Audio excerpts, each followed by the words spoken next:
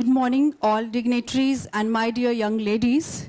And Harsha, I am resonating to your thoughts because it reminds me the concept of Ikigai, where a journey from vocation to profession, to passion to mission. And I also had the same journey in my life. So I can see a lot of future leaders like Indira Gandhi's sitting here, future leaders, future visionaries, future innovators like Kiran Majumdar-Shaw, right sitting here in front of me. And somewhere in one of the corner, my inner self, my younger self, I would rather say, sitting there and thinking about future. Oh, what will happen to me? What will happen to my future? Where I'm heading? Totally unaware of the fact that the next turning point is going to transform my entire life. Imagine a crowded bus.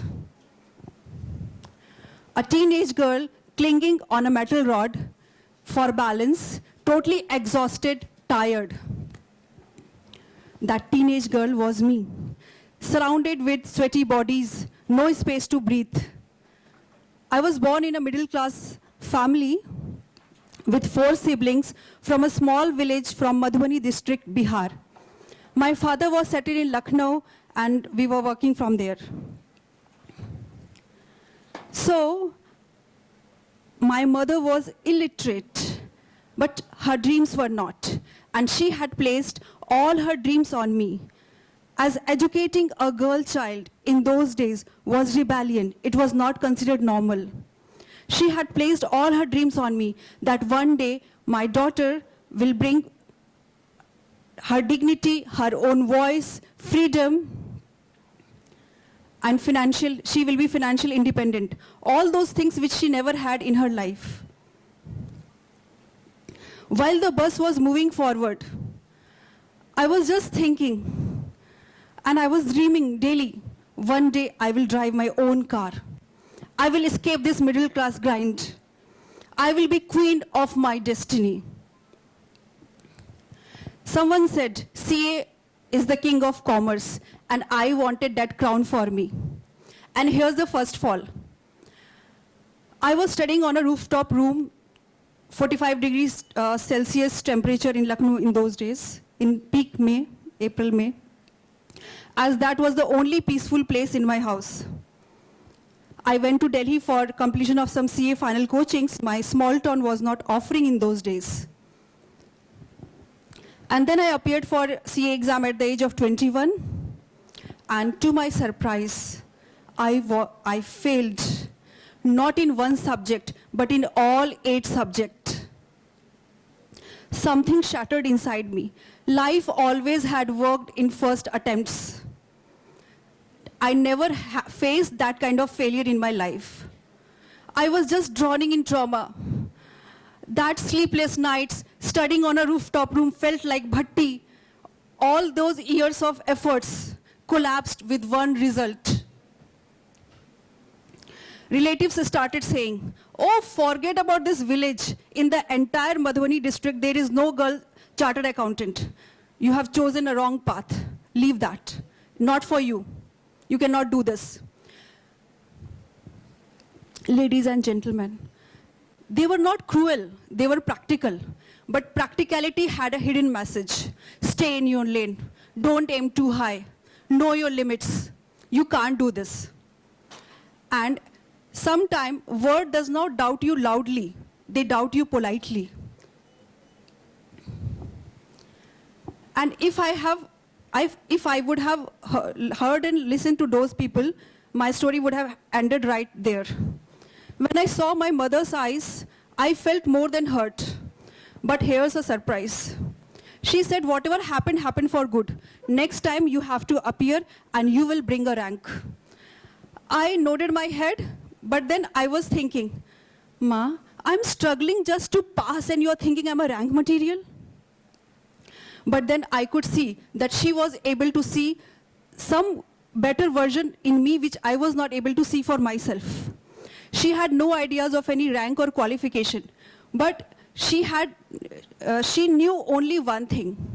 and that was faith. Faith in her daughter. I was totally drowned, but then I heard some voice coming from my inside. Stop that guilt. You can still do this. As if my inner consciousness started challenging my logical mind and intelligence. And it asked question, what will happen to your mother's pride? And what will happen to those village girls who look upon you to give evidence to the parents that girls deserve education too? Sooner I realized this is not only my failure. And I was carrying weight of hopes of so many people. At that moment, quitting stopped being an option. I started studying again. I assessed myself brutally, subject by subject. I was planning some marks based on my strengths and weaknesses for all the subject. I total all those marks and it came 473, which I was planning for the next attempt. 473 I put on a piece of paper and pasted it right in front of my wall, study wall. And completion of day-to-day task become non-negotiable. If I miss today, I have to complete tomorrow. And if I felt lost or if I felt tired, those numbers started staring at me. I was not chasing any rank or marks. I was chasing my best, honest efforts. I was chasing to break my limitations of my mind, which I only created for myself, limiting myself. And then I was also looking upon all those people, my mother, and this was for my mother who believed in me without any questions, and for those village girls who were thinking that education can transform their lives too. And when purpose enters efforts become unstoppable. That responsibility became my strength. I appeared for the exams, and before the results was about to announce, my marriage got fixed. Fears returned. What will happen if I fail again? CA after marriage, a big question mark. Result day came, and I passed both the groups in CA final, and I stood All India rank 30.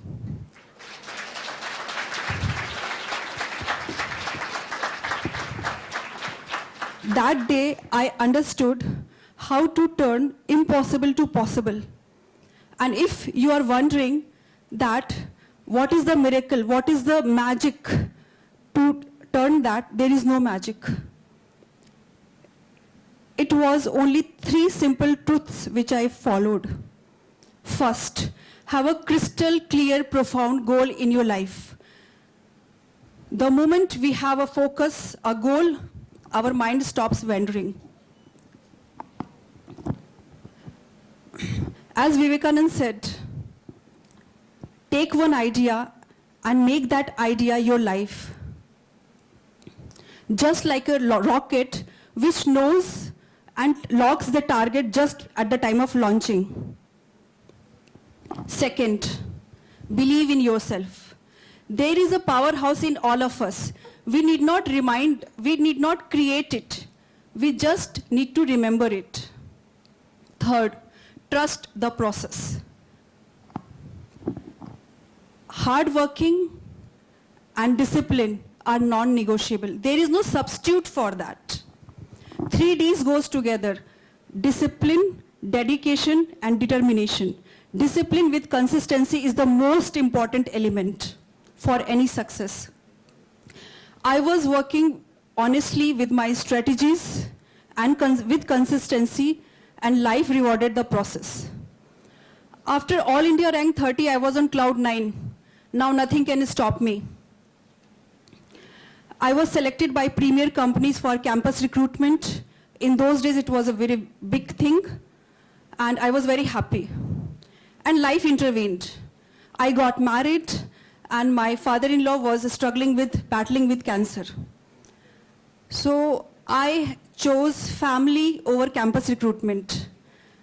And then I had no other option than to settle down in Nasik, a small city, new faces, and all of you know, for a practicing chartered accountant, talent never brings any work. Persistence does. As if I have to ask not for assignments, but for the belief. As I was a stranger in that town, life was not easy. Again, crowded bus, same struggle, long days, resilient days. But this time, life was teaching me strength, tolerance, patience, strength. Again, destiny took a turn, and within few years, I was selected by one of the nationalized bank as a senior manager.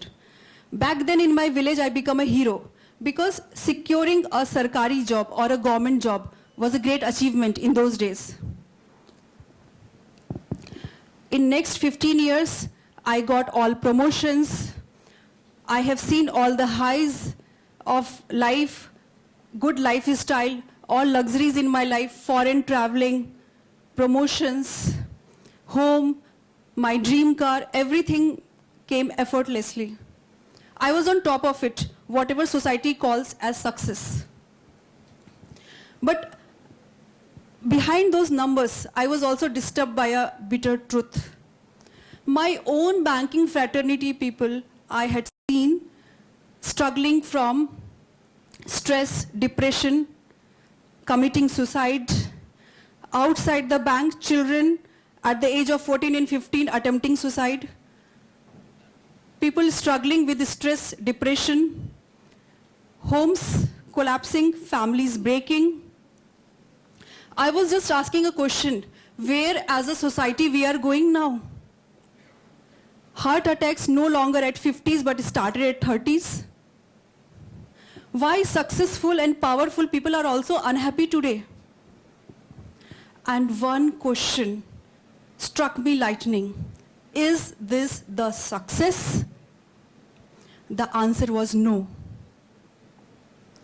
I stood at crossroad. Balance sheets cannot heal broken minds, and corporate titles cannot heal exhausted soul, cannot awake exhausted souls. So I decided something unthinkable. I quit my 15 years banking career at its peak. People said, "Are you crazy?" I said, "No, I was awake." By this time, life has already taught me that it is not the circumstances or the situation which create your destiny or controls you. It is how you are responding to those situations and circumstances shapes your destiny.